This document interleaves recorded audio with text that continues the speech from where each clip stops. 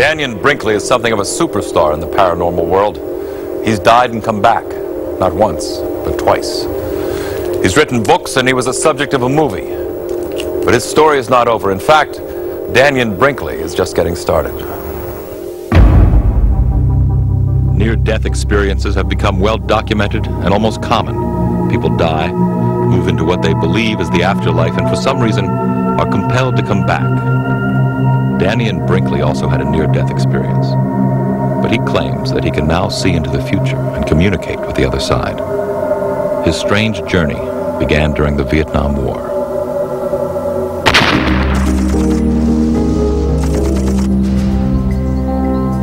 Recruited into various intelligence organizations, hired to do jobs much like we would do now in what we call clandestine or covert activities in the Middle East, in the Far East, in Central and South America, where the everyday life was built with dealing with war and being shot at or destroying something or something destroying you. And so my entire mentality was to hit it hard, to move fast as lightning, to cover ground, to protect my people, to get the job done, and then to get the hell out. Brinkley called himself the ultimate angel of death. But while at home on leave, he came face to face with the real thing. I was talking on the telephone. I was struck by lightning. It moved down the phone line, it went into my neck, it went down my spine. The impact welded the nails of the heels of my shoes to the nails in the floor. Throws me in the air, suspends me in the air, and slams me back down, burning, on fire, not knowing where I am, not knowing what had happened, not knowing which way to go. Then all of a sudden, I'm in a blue-gray place, floating, peaceful, wondrous. I was safe, and I knew something horrible had happened. A tunnel forms, and I move down this tunnel. This tunnel is moving whether I'm moving or not. It radiates, it shimmers, it has tones, sounds, and frequencies to it. I come into this place of the most bright, brilliant, beautiful light. And the light, according to Brinkley, revealed beings and events unlike anything he had ever experienced in his earthly life. They're both ethereal and radiant, magnificent beings, but they're also as though they're friends. There's also as if they know you and you know them, and that you have met before, and that you've been close to each other before. And then I literally had a 360-degree panoramic life review. I saw everything I'd ever done. I literally became every event. Brinkley wasn't simply a passive viewer. Not only did he see every detail of his own life, but felt every emotion of every person he had ever met. I had to feel all the pain, all the anguish, the humiliation, and the suffering that I'd placed on so many people. Then the images running through Brinkley's mind went beyond his own life. He began to have visions of the future and warnings about it. I saw events. It was as though I was there. I was in the Middle East, I was in Russia, I was around nuclear explosions, and after I'd gone through the vision, then the beings told me that I had to return. I did not want to. The saddest moment I've ever had in my life was when they told me I would have to return. Brinkley's body was under a sheet in a hospital holding area. He had been legally dead for 28 minutes. Hospital attendants were on their way to take him to the morgue. I see the elevator doors open and I see two guys step out of the elevators. As they move close to me, all of a sudden I'm in my body. Air rushed in my lungs. And I started blowing on the sheet as fast as I could. Doctors quickly stabilized Brinkley, and his body began a slow, agonizing march to recovery. He was completely paralyzed for 6 days.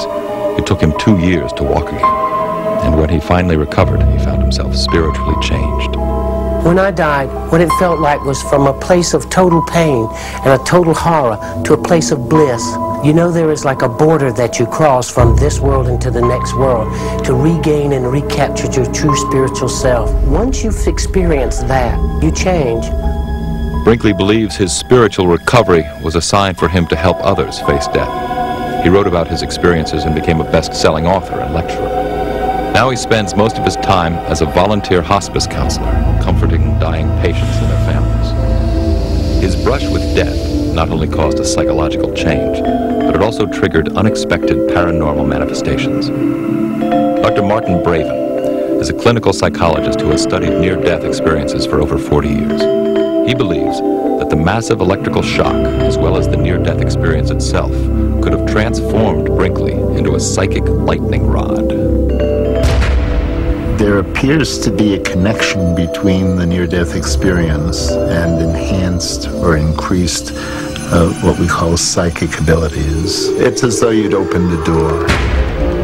Incredibly, many of the visions Brinkley saw came true. He saw and was able to predict increased tension in the Middle East, including the rise of the Ayatollah Khomeini, an increase in worldwide terrorism, and the fall of the Soviet Union. He says he also gained the ability to communicate with the dead and connect them with the living. He asked me to write down my grandmother's name, and possibly some connection may be made as a result of doing that. That night, I had a dream that Dannion handed me a telephone and said, "There's somebody that would like to speak to you." And I put the phone to my ear, and it was my grandmother's voice telling me how much she loved me, and there was nothing to worry about. That next morning, I went to attend Dannion's lecture. He looked up at me, and the first thing he said to me is, "Tom, didn't we have a great time last night?" I was shocked. Brinkley also claims awesome psychic abilities. Don't get caught up in this family events. There's a lot of family stuff going on, and I know it. I can pick it up. Don't you get caught up in it. The early days had so much information being poured at me from I couldn't sit in a restaurant. I couldn't be around people because I could perceive what people were thinking. Brinkley continues to work non-stop because, according to his own visions, his time is short. I don't plan to be here after about 2004. So I know my time here is pretty well managed and pretty well measured because I didn't see anything in the future that had me in it after that. But he does have a very specific vision for our future after he's gone. In the last 4 or 5 years, I have seen the most wondrous spiritual movements among people, events, and nations. I think the future is bright.